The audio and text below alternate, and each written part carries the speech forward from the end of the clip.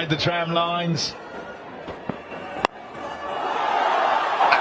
IPL এর league পর্বের শেষ দিকে চলছে প্লে অফে যাওয়ার সাপলুরুর লড়াই। ইতিমধ্যে 3টি দল প্লে অফে জায়গা করে নিয়েছে। শীর্ষে রয়েছে কলকাতা নাইট রাইডার্স, দ্বিতীয় স্থানে রয়েছে রাজস্থান, 3 নম্বর দল হিসেবে প্লে অফে নিজেদের জায়গা করে নিয়েছে হায়দ্রাবাদ। বাকি একটি জায়গার জন্য লড়াই আছে আরও 3টি দল। তবে প্লে অফে ফয়সালা হবে আজ চেন্নাই সুপার কিংস বনাম রয়্যাল চ্যালেঞ্জার বেঙ্গালুর ম্যাচে। বেঙ্গালুর বিপক্ষে জিতলেই চতুর্থ দল হিসাবে প্লে অফ নিশ্চিত হয়ে যাবে চেন্নাইয়ের।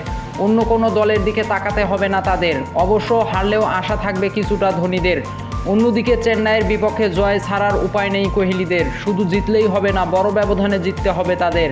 তবে চেন্নাইয়ের নেট রান রেট টপকে প্রথম 4 জায়গায় করে নিতে পারবে। কে হাসবে শেষ হাসি, ধোনি নাকি কোহলি? কিছুদিন আগ পর্যন্ত পাল্লা ভারী ছিল ধোনির দিকেই। এখনও কাগজে কলমে সুযোগ বেশি তাদেরই।